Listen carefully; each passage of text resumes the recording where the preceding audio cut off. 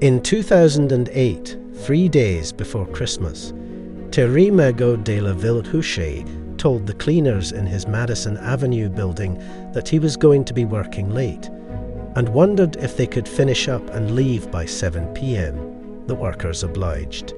When they returned the following morning, they found his office door locked.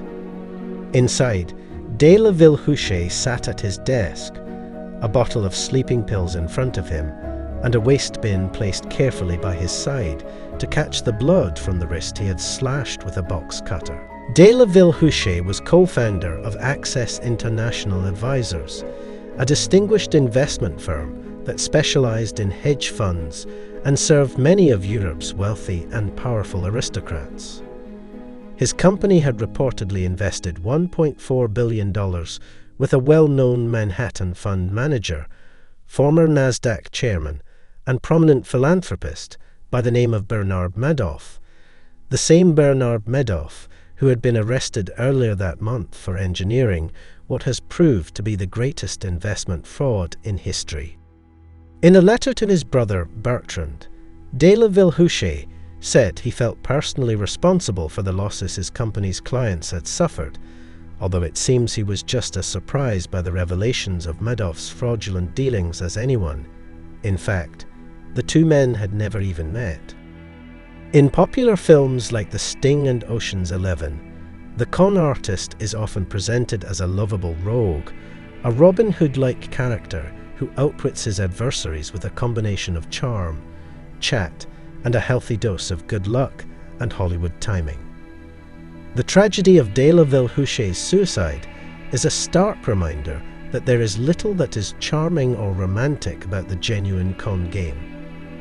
In real life, fraud is the father of misery. The unsettling truth about scams is that, unlike crimes such as assault, robbery, or homicide, they work only with our willing participation. It takes two to tango, so the saying goes, and so it is with the dance of the con. What follows is a journey to understand the secret language of the scam, why we fall for them, why we ignore the warning signs and the classic scams to avoid. So sit back, relax, and let's dive in. So how do you create such a cult-like following? You offer an evocative promise that touches people's vague, hazy dreams and makes them appear vividly within reach. You paint a picture that enables people to see what they want to see. People project their own desires onto a promising story that ignites the fantasy of magical wealth. In a very real sense, it is not the scam artist who scams us, but it is we who allow ourselves to be taken in. After all these years, we still keep falling for the same old scams and rip-offs. Why? Because the con man's story seems to fit so well with the hopeful stories we tell ourselves. Cons work because they tell us what we want to hear.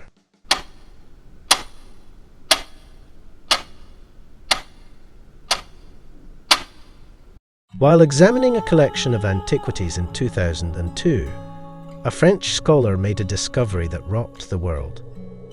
An expert in ancient writings, the scholar had found a limestone box used to store the remains of the dead in ancient Jerusalem. On the box was inscribed the words, "James, son of Joseph, brother of Jesus." The New Testament mentions several times that Jesus had a brother who became the leader of the fledgling Christian movement in Jerusalem in the years following the crucifixion. This box represented the most important physical evidence ever discovered to support the historical existence of Jesus, and international mayhem ensued. The only problem was that the box was a forgery, and it wasn't alone. As it turned out, the bogus box was just one in a long line of faked historical artifacts trafficked by a sophisticated, multi-million-dollar global forgery ring that had been scamming museum experts for a good 20 years. How could such knowledgeable and discerning collectors be so consistently fooled, not once or twice, but continuously for 2 decades?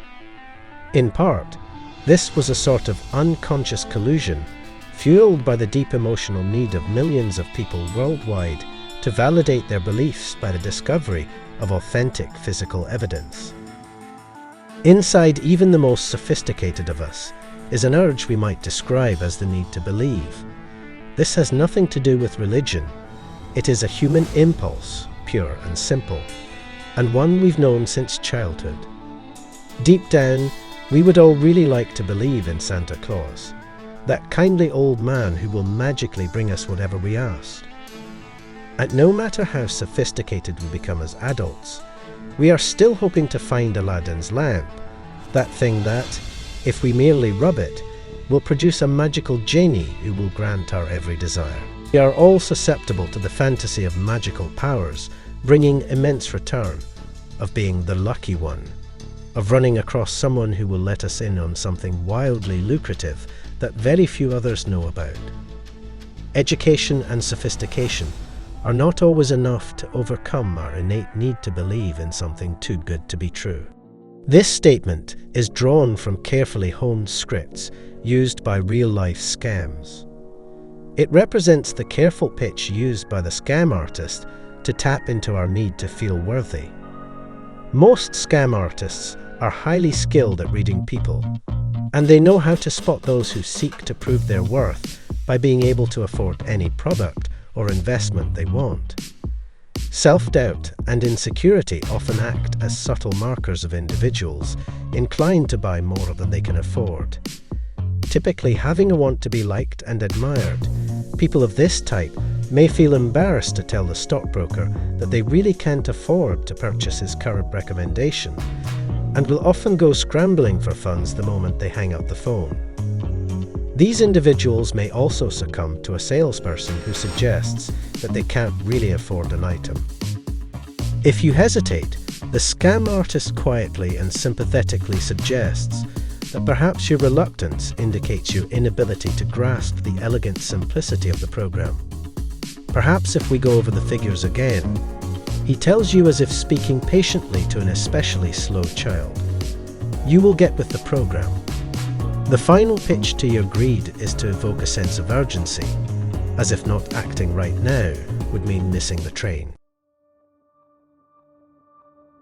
Some investment schemes rely on the belief that those who have significant money are privy to investment opportunities not available to others. This myth of the privileged inner circle speaks of a secret banking system and secret societies of the mysteriously powerful, of being chosen for participation in what is otherwise reserved for the wealthy. These investors are more susceptible to scams that convince them they now have a chance to get in with the smart money. When a scam artist offers them a chance to become part of that inner circle, it appeals to both greed and specialness. They are elated because they feel they have been chosen. Unfortunately, as they soon learn, they have. The ability to create an illusion is present in every successful seller. A very successful and scrupulously honest bond trader once told me, "Actually, I don't sell bonds. I sell stories. It's important to me to include everything I know in the story, but I always know that it's the story I am selling." This is true of salespeople, entertainers, novelists, politicians, and, alas, swindlers. Here are some variations of the fraud story. Dialects in the secret language of scams. Trust is an essential part of scam success, and nothing works better to increase trust than to emphasize a similarity between the mark and the scam artist. Solicitors in Affinity Scams target select groups by demonstrating a common background, similar religion, ethnicity, or professional membership, for example. Some salespeople affect the accent of the region of the country where they are calling in order to foster a sale. If the potential victim is from a small town, then what do you know? So is the scammer. If the mark used to work at Raytheon, then so did the broker. Identity theft, the assumption of someone else's identity by lifting their social security number, credit card, bank account, or other critical information, has become increasingly common in recent years. An Atlanta man posing as a jury administrator for the court system would call wealthy business owners and say, "You've forgotten to respond to a summons for jury duty and face a penalty. I can straighten it out for you right now if you just give me some basic information." That basic information was all he needed to start spending money under his mark's identity. Prolific spammers. A young man named Jeremy Janes generated hundreds of thousands of emails a day pitching software, work-at-home schemes, and pornography. Janes worked out of his North Carolina home with the help of 16 high-speed lines, an internet capacity that would normally serve a company with more than 1,000 employees. While he received responses on only about 1 out of every 30,000 emails he sent, that was enough to net him up to $750,000 per month. Phishing scams. In this scam, simple, seemingly legitimate emails, purportedly from large and well-known organizations, seek to obtain personal information. In one typical phishing scam, an email warns Citibank customers of a possible security threat and directs them to a site where they can update their debit card PINs.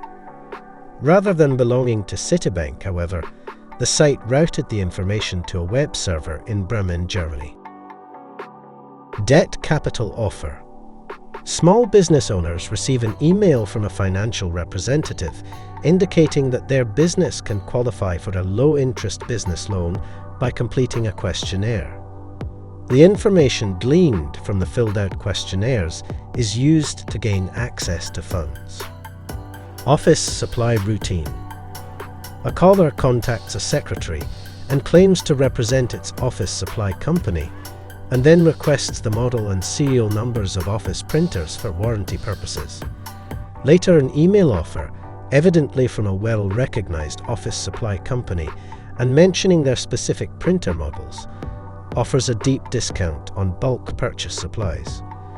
When payment is received by credit card, the supplies never materialize. The pyramid scheme relies on investors recruiting others to join a program, usually without a product. The classic example is the chain letter that asks you to add your name to the bottom of the list and send copies on to 5 people you know, tucking a few dollars into each envelope. Most recently, pyramid schemes have taken the form of gifting clubs or giving programs, indicating that some of the money contributed will be donated to charity and that you will receive a tax-free gift when it reaches a certain amount, such as $10,000. The ability to accurately predict the future has been impressing scam victims for centuries. Today, the fortune teller of the past has been reinvented for the stock market. Someone identifying himself as a broker calls or writes, offering an investment tip. "This is a stock that is going to do very well in the near term," goes the scripted line. "I don't want you to buy the stock or even think of investing any money with me. After all, you don't even know me. Just keep an eye on this stock." When you watch the stock and it goes up, he contacts you again and offers a second tip. A stock he predicts will take a beating.